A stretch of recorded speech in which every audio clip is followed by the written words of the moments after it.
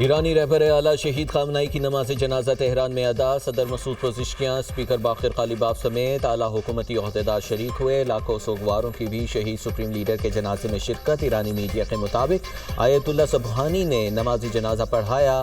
Tehran میں فضا سوگوار، سڑکوں پر لاکھوں سوگوار جمع، ہر آنکھ اشکبار۔ شہید کو 9 جولائی کو مشہد میں سپرد خاک کیا جائے گا۔ کل تہران میں مرکزی جلوس نکالا جائے گا، اس کے بعد میت کو قم منتقل کیا جائے گا، جہاں سے جسد خاکی کو عراقی شہر نجف اور کربلا لے جایا جائے گا۔ قم میں شہید علی خامنہئی کی نماز جنازہ ناصر مکارم شیرازی پڑھائیں گے۔ مشہد میں نماز جنازہ حسین نوری ہمدانی پڑھائیں گے۔ آیت اللہ علی خامنہئی 28 فروری کو ایران پر امریکی اور اسرائیلی حملوں میں شہید ہوئے تھے۔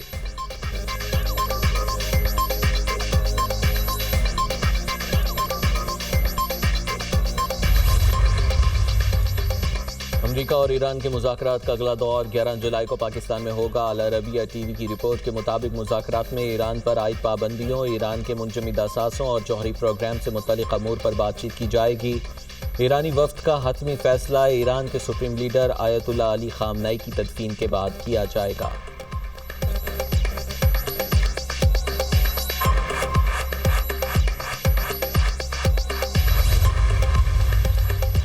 دورہ انگلینڈ اور ویسٹ انڈیز کے لیے بابر اعظم ٹیسٹ ٹیم کے کپتان مقرر۔ سلیکشن کمیٹی نے 16 رکنی اسکواڈ کا اعلان کر دیا۔ عامر جمال، عبداللہ فضل، علی عثمان، احسان اویس، امام الحق اسکواڈ کا حصہ۔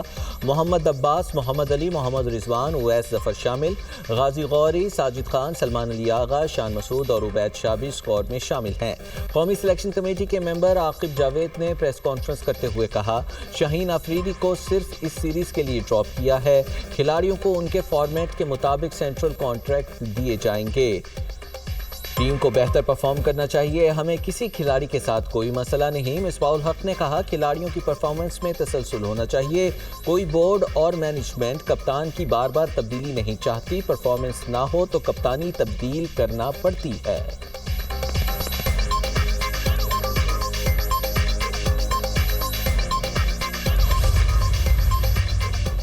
ترکی اور پاکستان دو دل ایک جان، ہمیشہ ایک دوسرے کے ساتھ کھڑے رہنے کا عہد۔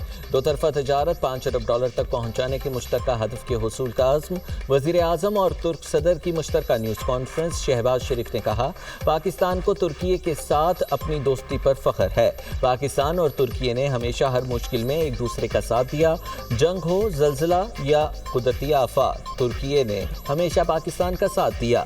پاکستان اور ترکی کی شراکت داری کی کو نئی جہت دینی ہے، جبکہ ترک صدر کا پاکستان کی ہر شعبے میں بھرپور حمایت جاری رکھنے کا اعلان۔ رجب طیب اردوان کا اسلام آباد MOU پر دستخط کرنے کا خیر مقدم۔ کہا، عالمی امن کے لیے اسلام آباد مفاہمتی یادداشت انتہائی اہم ہے۔ اسرائیل، امریکہ، ایران مفاہمتی یادداشت اور اس کو سبوتاژ کرنے کی کوشش کی جا رہی ہے، جبکہ اسرائیل خطے میں امن کو نقصان پہنچانے کی کوشش نہ کرے۔ وزیر اعظم شہباز شریف اور ترک صدر رجب طیب اردوان کی استنبول کے وحدتین محل میں ملاقات۔ دو طرفہ تعلقات کی مثبت پیش رفت پر اطمینان کا اظہار۔ وزیر اعظم کی ترک صدر کو دورہ پاکستان کی دعوت۔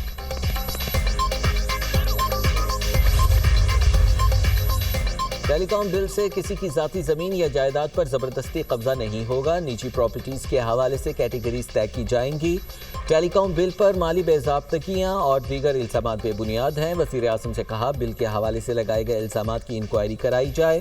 وفاقی وزیر IT شیزہ فاطمہ کی پریس کانفرنس، کہتی ہیں، نئے ٹیلی کام بل کا مقصد ملک میں تیز رفتار انٹرنیٹ کی فراہمی ہے۔ اتفاق رائے سے قانون سازی کی جا رہی ہے۔ وفاقی وزیر قانون اعظم نذیر تارڑ نے کہا، نجی پراپرٹی سے فائبر بچھانے کے لیے مالی کی اجازت لازمی ہوگی۔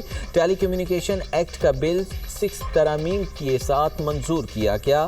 کمیٹی کو کسی ایک کمپنی کو نوازنے کے شواہد نہیں ملے۔ کمیٹی نے بل میں تمام سخم دور کرنے کی ہدایت کی۔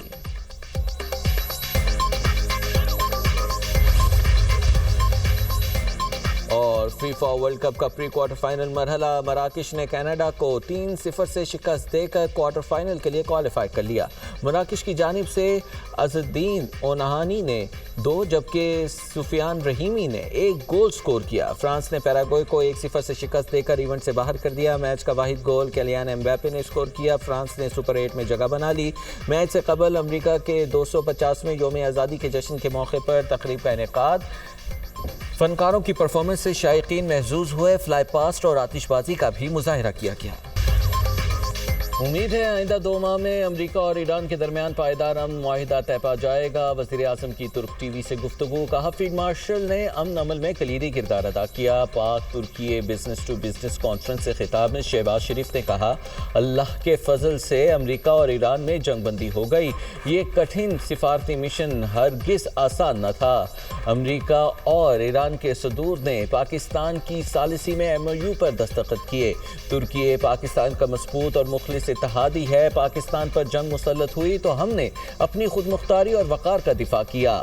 فیلڈ مارشل کی قیادت میں افواج پاکستان نے دشمن کو وہ جواب دیا جو تاریخ کا حصہ ہے۔ مشکل وقت میں ترکی، سعودی عرب اور دوست ممالک نے پاکستان کے موقف کی حمایت کی۔ غزہ پر اسرائیلی حملوں میں 2 فلسطینی شہید، متعدد زخمی۔ حملے وسطی اور شمالی غزہ میں کیے گئے۔ ایک فلسطینی غزہ سٹی میں ڈرون حملے میں شہید ہوا۔ جبالیہ پناہ گزین کیمپ پر ڈرون حملے میں بھی فلسطینی شہری شہید ہو گیا۔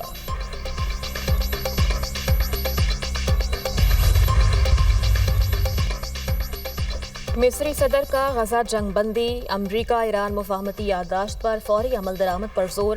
صدر السیسی نے مصر کے نئے اسٹریٹجک کمانڈ ہیڈ کوارٹرز کی افتتاحی تقریب سے خطاب میں کہا، غزہ جنگ بندی اور ایران سے متعلق معاہدوں کو سبوتاژ کرنے کی کوششوں کو روکا جانا چاہیے۔ حوثی حملوں کے باعث مصر کو $10 ارب سے زائد کا نقصان ہوا۔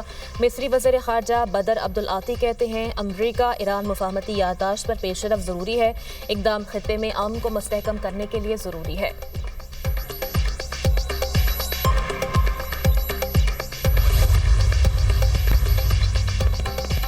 وینزویلا میں 24 جون کو آنے والے خوفناک زلزلے سے ہلاکتوں کی تعداد 2954 ہو گئی۔ زلزلے کے باعث 16,592 افراد زخمی ہوئے، 6,309 بے گھر ہوئے۔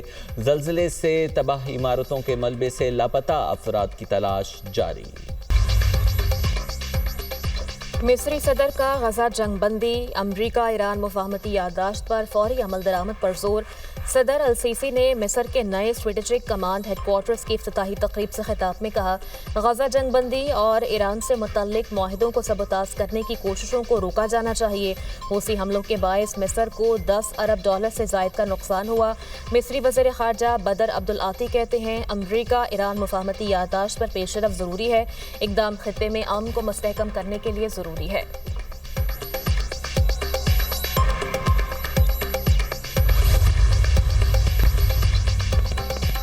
وینزویلا میں 24 جون کو آنے والے خوفناک زلزلے سے ہلاکتوں کی تعداد 2954 ہو گئی۔ زلزلے کے باعث 16,592 افراد زخمی ہوئے، 6,309 بے گھر ہوئے۔ زلزلے سے تباہ عمارتوں کے ملبے سے لاپتہ افراد کی تلاش جاری۔